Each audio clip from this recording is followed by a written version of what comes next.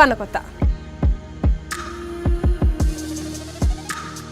Dura qorannoof qo'annoo gaggeeffama isaa booda. Cinaa kootti kan isin agartan kun inni guddaan mana ga'u kun. Qeensi isaa meetira 84dha.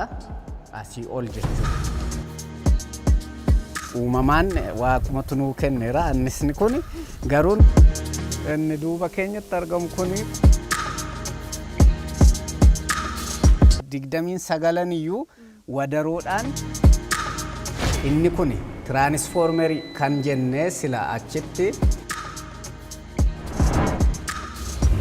sokkeetti mana keessaa waan manaa xuxuxuquun ijoolleef nama hundaayyuu balaarra waan geessisuuf ijoolleen